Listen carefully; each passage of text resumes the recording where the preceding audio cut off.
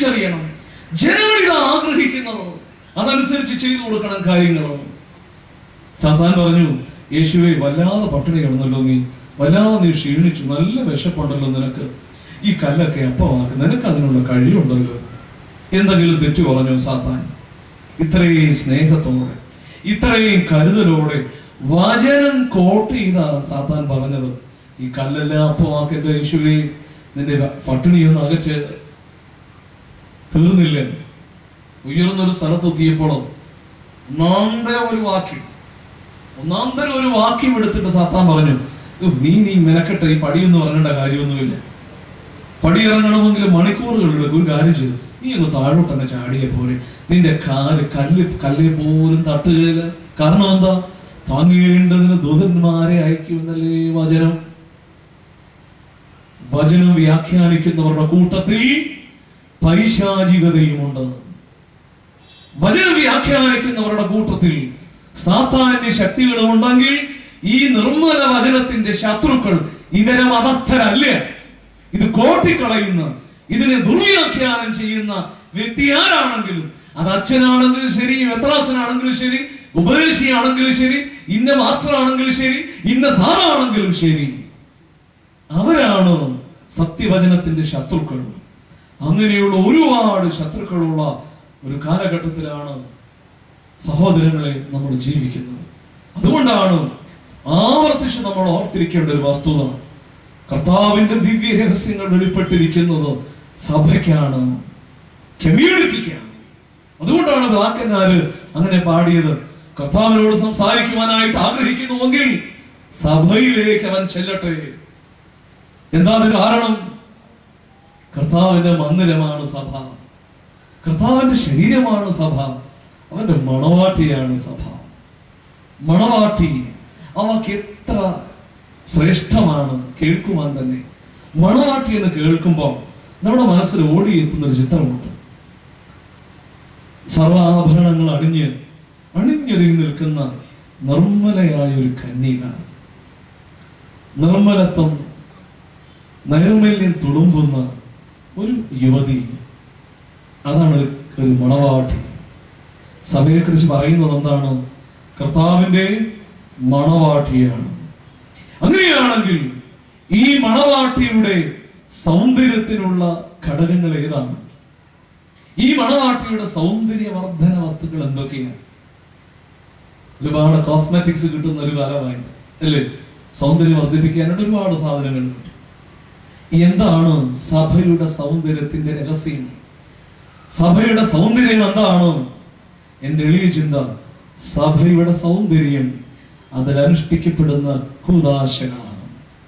കൗദാശിക ജീവിതം, കൗദാശിക ആചാര അനുഷ്ഠാനങ്ങൾ, ഇതാണ് സഭയാകുന്ന മണവാട്ടിയുടെ സൗന്ദര്യത്തിന്റെ രഹസ്യം. പിന്നെ ഈ ലോകത്തിലായതുകൊണ്ട് അല്പം സ്വല്പമൊക്കെ ഇരുള് സംഭവിക്കാം ഈ മണവാട്ടിക്ക്. ഉത്തമഗീതത്തിന്റെ 1-ാം അധ്യായത്തിന്റെ 5-ാം വാക്യത്തില് ശൂലേകാരത്തിയുടെ ഒരു സാക്ഷ്യമുണ്ട്. ഇസ്രായേൽ പുത്രിമാരെ, നിങ്ങൾ എന്തിനാ എന്നെ തുറിച്ചു നോക്കുന്നത്? ഞാൻ കറുത്തവളാണെങ്കിലും ബാക്കി എന്താ? അഴകുള്ളവളാണ്. ഞാൻ കറുത്തവളാണെങ്കിലും അഴകുള്ളവളാണ്. അവിടെ എങ്ങനെയാ കറുത്തതെന്ന് അവൾ എഴുതിയിട്ടുണ്ട്, പറഞ്ഞിട്ടുണ്ട്. എന്റെ അമ്മയുടെ പുത്രന്മാരുടെ മുന്തിരിത്തോട്ടങ്ങൾക്ക് ഞാൻ കാവൽ നിന്നു, എന്റെ മുന്തിരിത്തോട്ടം ഞാൻ കാക്കാൻ പോയില്ല. അതുകൊണ്ട് എനിക്ക് അല്പം ഇരുൾ നിറം ബാധിച്ചിരിക്കുന്നു, എങ്കിലും ഞാൻ അഴകുള്ളവളാണ്. സഭ ലോകത്തിലായിരിക്കുന്നത് കൊണ്ട് ഇതുപോലെയുള്ള ഇരുളുകൾ സഭയെ ബാധിച്ചിരിക്കും. പക്ഷേ സഭയുടെ അഴകിന് കുറവില്ല. എന്താ കാരണം? ഈ ഇടയ പെണ്ണിന്റെ ധൈര്യം എന്താ? കറുത്തവളാണെങ്കിൽ ഞാൻ അഴകുള്ളവളാണെന്ന് പറയാനുള്ള തന്റെ ഇടം ഈ പെങ്കൊച്ചിന് കിട്ടിയത് എവിടുന്ന്? അവൾക്കറിയാം അവളെ സ്നേഹിക്കുന്ന ഒരുവനുണ്ട്. കാട്ടുമരങ്ങളുടെ ഇടയിൽ നാരകം പോലെ ഒരുവൻ, എന്റെ പ്രാണപ്രിയൻ. ഞാൻ കറുത്തതാണെങ്കിൽ ശരി, ഞാൻ ഇരുണ്ടവളാണെങ്കിൽ ശരി, എന്നെ സ്നേഹിക്കുന്ന ഒരു പ്രിയൻ എനിക്ക് വേണ്ടി ഉള്ളത് കൊണ്ട് ഞാൻ അഴകുള്ളവളാണ്. ഇതാണ് അവളുടെ ധൈര്യം. ഇത് ശൂലേകാരത്തിൽ പെണ്ണിന്റെ ധൈര്യമല്ല, ഇത് സഭയുടെ ധൈര്യമാണ്. കാരണം എന്താണോ? സഭയുടെ സഭയാകുന്ന മണവാട്ടിയുടെ മണവാളൻ ജീവിക്കുന്നുണ്ട്, കർത്താവായ യേശു ക്രിസ്തു. അതുകൊണ്ട് ആ മണവാട്ടിക്കാണ് സൗന്ദര്യമുള്ളത്. അതല്ലാതെ കേരള സൊസൈറ്റീസ് ആക്ട് അനുസരിച്ച് രജിസ്റ്റർ ചെയ്യുന്ന സംഘടനകൾക്കല്ല മണവാട്ടി സ്ഥാനമുള്ളത്. ഇന്ന് ഒരുപാട് പ്രസ്ഥാനങ്ങൾ അതിലുണ്ട്.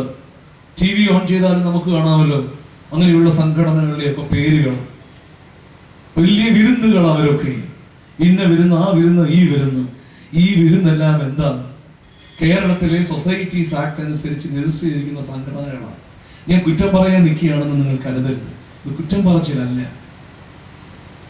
അതല്ല ഞാൻ ചെയ്യുന്നത്, അതല്ല എൻ്റെ ഉദ്ദേശവും. എൻ്റെ ഉദ്ദേശം എൻ്റെ സഭ, കർത്താവിന്റെ മണവാട്ടിയും മന്ദിരവും ശരീരവുമാകുന്ന സഭ,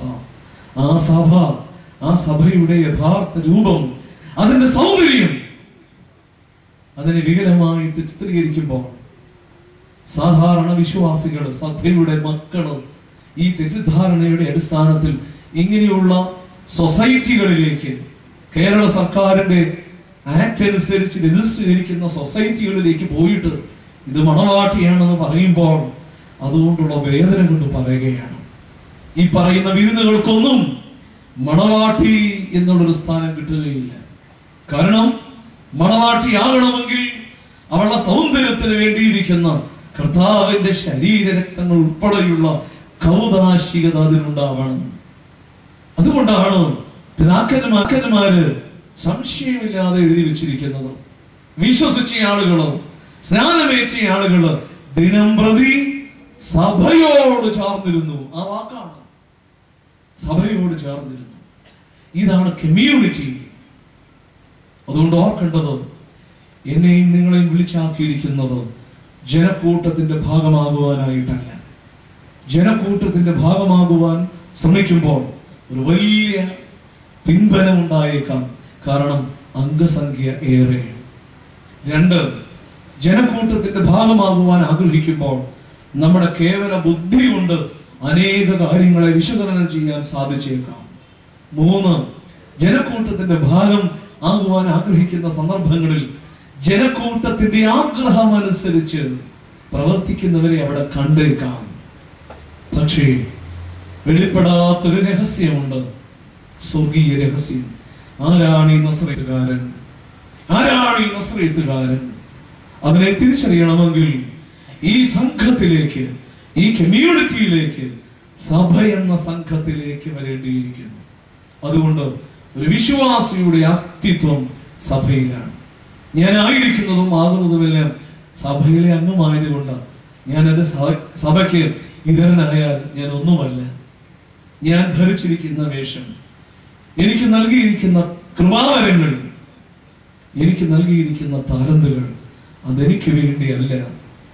ഈ 5 അടി 5 ഇഞ്ച് ഉയരമുള്ള ഈ സാധാരണ മനുഷ്യന് വേണ്ടിയല്ല. മേൽപ്പെട്ട സ്ഥാനത്തിന്റെ നൽവരങ്ങൾ എന്റെ സഭ, എന്റെ ഈ കൊച്ചു കൈക്കുമ്പിളിൽ നൽകിയിരിക്കുന്നത് അതെന്റെ സംഘത്തിന് വേണ്ടിയാണ്, എന്റെ സഭയ്ക്ക് വേണ്ടിയാണ്. ഇത് ഓരോരുത്തരും ഓർക്കണം. സഭയ്ക്ക് വേണ്ടി ജീവിക്കുവാൻ, സഭയ്ക്ക് വേണ്ടി നിലകൊള്ളുവാനായിട്ടാണ് നമുക്കുള്ള വിളി. അതുകൊണ്ട് മേൽപ്പട്ടക്കാരൻ എന്ന നിലയിൽ എനിക്ക് നൽകിയിരിക്കുന്ന ഓരോ താലന്തും അത് വിനിയോഗം ചെയ്യുന്ന നേരത്ത് എന്റെ സഭയ്ക്ക് അത് എങ്ങനെ ഫലം ചെയ്യുമെന്ന് ചിന്തിക്കാനുള്ള ബാധ്യത എനിക്കുണ്ട്.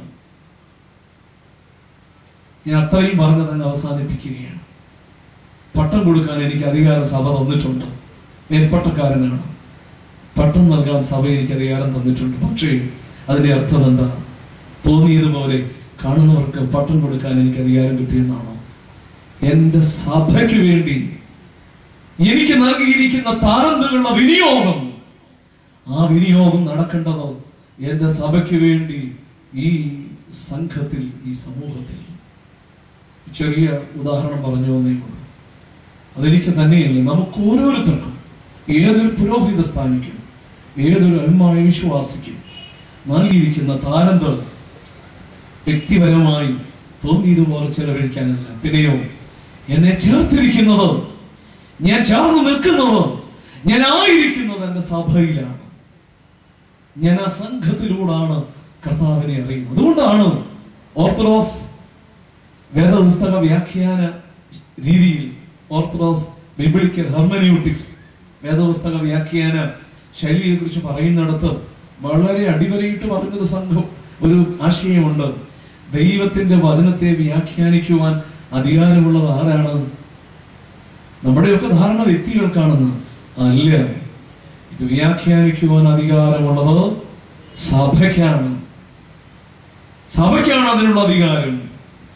നമ്മളൊക്കെ ഇന്ന് ഇത് വ്യാഖ്യാനിക്കുന്നുണ്ട്. പക്ഷേ അങ്ങനെ വ്യാഖ്യാനിക്കുമ്പോൾ ഫെയ്ത്ത് കമ്മ്യൂണിറ്റി, സഭ അതേക്കുറിച്ച് എന്താണ് പറയുന്നത്? ഒരു വ്യാഖ്യാനത്തിന്റെ ഓതന്റിസിറ്റി നിശ്ചയിക്കുമ്പോൾ പ്രധാനമായിട്ട് നോക്കുന്ന ഒന്ന് രണ്ട് സംഗതികൾ ഒന്നിലാണ്. പിതാക്കന്മാരെന്താണോ അതേക്കുറിച്ച് പറഞ്ഞിട്ടുള്ളത്, സഭ എന്താണ് അതേക്കുറിച്ച് പറഞ്ഞിരിക്കുന്നത്, വിശ്വാസ സമൂഹത്തിന്റെ സാക്ഷ്യം, ഇതിന്റെ എല്ലാം സാരാംശം എന്താണ്? എന്റെ നില, എന്റെ അസ്തിത്വം എന്റെ സഭയിലാണ്. അതുകൊണ്ട് ക്രൗഡിൽ നിന്ന് കമ്മ്യൂണിറ്റിയിലേക്ക് മാറുവാനുള്ളവനാണ് ഞാൻ. കമ്മ്യൂണിറ്റിയിൽ നിന്ന് ക്രൗഡിലേക്ക് തരം താഴേണ്ടവനല്ല ഞാൻ. ഞാൻ എന്റെ വാക്കുകളെ ചുരുക്കട്ടെ. ജനങ്ങളെ കുറിച്ച് ആരെന്ന് പറയുന്നു? ജനക്കൂട്ടം അഥവാ ക്രൗഡ് യേശുവിനെ വിലയിരുത്തി ബുദ്ധിയുടെ അടിസ്ഥാനത്തിൽ, ബുദ്ധി വിശകലന ശൈലിക്ക് അനുസരണമായി അവർ പറഞ്ഞു, ഇവനൊരു സാധാരണക്കാരനല്ല, ഒരു പ്രവാചകനാണ്. ജനക്കൂട്ടം വീണ്ടും യേശുവിനെ വിലയിരുത്തി തങ്ങളുടെ ഇഷ്ടാനുഷ്ടങ്ങൾ നിർവഹിച്ച് കിട്ടുന്നതിന്റെ അടിസ്ഥാനത്തിൽ രോഗം മാറി, ദാരിദ്ര്യം നീങ്ങി, അത്ഭുതങ്ങൾ കണ്ടു. അവർ പറയുകയാണ്, ഇവനൊരു സാധാരണക്കാരനല്ല, ഈ നസറേത്തുകാരൻ പ്രവാചകരിൽ ഒരുവനാണ്. കർത്താവിന്റെ ചോദ്യം, നിങ്ങൾക്ക് ഞാൻ ആരാണ്? നിങ്ങൾ സംഘത്തിന്റെ പ്രതീകം, കമ്മ്യൂണിറ്റിയുടെ പ്രതീകം. ഈ സംഘത്തിന്, ക്രൗഡിന് വെളിപ്പെടാതിരുന്ന മഹാരഹസ്യം കമ്മ്യൂണിറ്റിക്ക് കിട്ടി. ജീവനുള്ള ദൈവത്തിന്റെ പുത്രനായ ക്രിസ്തു. സഹോദരങ്ങളെ, കമ്മ്യൂണിറ്റിയുടെ ഭാഗമായി, സഭയാകുന്ന കമ്മ്യൂണിറ്റിയുടെ ഭാഗമായിട്ടാണ് നമ്മെക്കുറിച്ചുള്ള ദൈവ വിളിയുടെ അന്തസത്ത.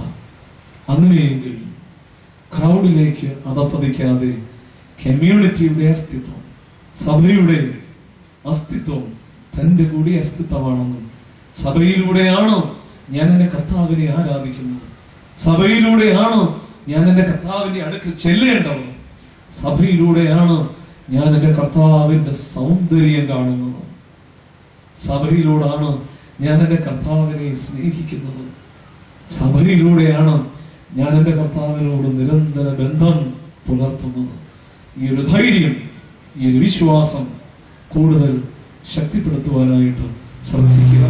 ആയതിന് ദൈവത്തിന്റെ ആത്മാവ് നമ്മെ സഹായിക്കട്ടെ എന്ന് പ്രാർത്ഥിച്ച് എന്റെ വാക്കുകൾ ചുരുക്കും.